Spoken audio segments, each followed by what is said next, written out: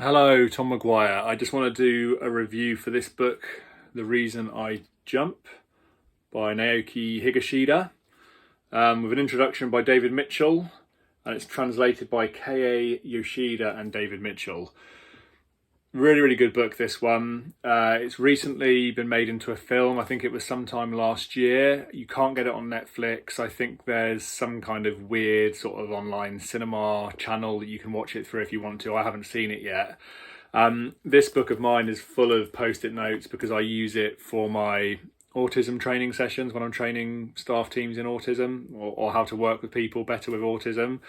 And it's, for that reason alone, it's a really good book. If you don't know much about autism and you want to know a little bit more, or you want to get a better perspective, and hear someone who actually has autism, hear how they see things, how they experience things, this is a really, really good book.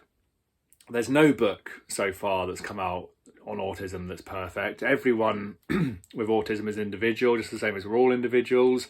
Everyone has a different experience, sees things in different ways. It doesn't matter who you're talking about. And so you need to appreciate that. There's no such... I've heard lots of people sort of say online, this book on autism is good because of this, but it's bad because of that. And it doesn't give, and all that, they're all valid points. But as far as I'm concerned, this book is just very good for kind of opening your mind and giving you a bit of an insight into how people with autism view the world and feel within the world. There are things that people with autism struggle with, generally speaking, sensory needs, their ability to understand social situations, their ability to read body language, to read between the lines, their ability to express themselves sometimes, theory of mind, all those sorts of things. But like I say, people are individuals. We're all individuals. The human mind is very, very complex. Autism is very, very complex. It's part of a vast spectrum. So there's no one book that's going to give you, there's no sort of guide to autism that's going to cover everything. So this is one person's experience of autism, experience of their life. So it says on the back, composed by a writer still with one foot in childhood and whose autism was at least as challenging and life-defining as our son's. The Reason I Jump was a revelatory godsend. It felt as if for the first time our own son was talking to us about what was happening inside his head. David Mitchell, and he's the guy who does the introduction. And so Naoki Higashida was only about 13 years old, I think, when he wrote this. His mum came up with a system for him to communicate. I can't remember exactly what it's called, some kind of alphabet scale, I think, where he basically chose the letters and the words to communicate to his mum. And it's just full. What I really like about this book, the chapters are really short. They're a series of questions, and they're a series of kind of common questions that people with autism have put to them.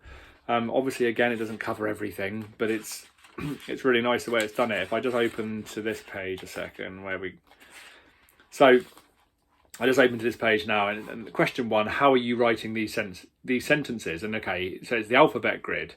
So it's the alphabet grid as a method of non-vocal communication. You might think that speech is the only way to get your points and intentions across, but there is another way to say what you want without using the vocal nervous system. At first, I never dreamt I could make it work, but now I'm well able to express my true self using only a computer and an alphabet grid. And that's basically what they came up with, and what he's used to write this book. Next question, why do people with autism talk so loudly and weirdly? Again, not every person with autism does necessarily. Some people master their autism very, very well. Some people are considered to be, well, what they say is high functioning. I'm not particularly keen on that term, but some people with autism, they're perfectly capable of speaking and expressing themselves very eloquently. And you wouldn't necessarily know that they have autism particularly. So not everyone with autism talks loudly and weirdly, but some do. And he gives his reason here why. Why do you ask the same questions over and over? Again, some people with autism will do that. And he says that his memory works in a different way to sort of neurotypical people. So he says there's not much difference between what happened to him a few minutes ago and a few hours ago, or a few days, weeks ago. His memory isn't quite as linear as he sees it as other people's would be. So it's a bit more of a random series of dots. So he struggles with memory. So he also says that often he knows the answer to questions, but he just feels compelled to ask them again and again, which is just really interesting. Why do you echo questions back at the asker? Do you find childish language easier to understand? And he talks about how he finds it really patronising when people speak to him like he's a child, because he isn't. He knows that he has difficulties. He wants to please people. He doesn't like to let people down, and he doesn't like it when people speak to him like he's a child. So he just says, please just try to speak to us in a normal way. You know, we don't need to be spoken to like children. And I've worked with people with autism for nearly 20 years now, and even as a support worker, when I didn't really have much experience, I still spoke to people in a very normal way. So I'd be talking to someone who was non-verbal and who maybe displayed certain behaviours that might have been a bit strange to me at the time. And I just used to talk to him as I would talk to anyone else, and it wasn't a problem, and we got on very well. Whereas other people would come in and say, oh, are you okay? Are you sure? And they do all this patronising sort of stuff like they're talking to a baby. And I just never understood why they were doing that. There was just no need for it. So it's nice for me to hear that coming from this guy as well. Why don't you make eye contact when you're talking? Again, that's another one. So I train staff teams on autism, you know, people who support people with autism, and the reason I train them, I have a training consultancy company. It's one of the things that I specialise in, and there are lots of kind of misconceptions about autism, lots of things that people have seen Rain Man, they assume that people with autism have these amazing abilities and talents and things, and that, you know, there's lots of ignorance basically. You know, some people with autism struggle to empathise, other people over empathise, you know. Some people struggle to communicate, others don't struggle so much. You know, there's a difference between communicating and getting your point across and understanding what's being said to you. And people sort of sit on a vast spectrum when it comes to autism. And this book is just really, really interesting. It's really nicely written. It's a really good one if you just want to get a bit of a better insight into autism. It's one I highly recommend whenever I'm training staff teams.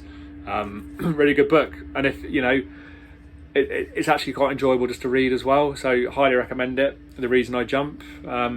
Please keep liking and subscribing. I look forward to speaking again soon. I apologise again for the mess. We're still building at the minute. Yeah, we'll get there eventually. Cheers, see you soon.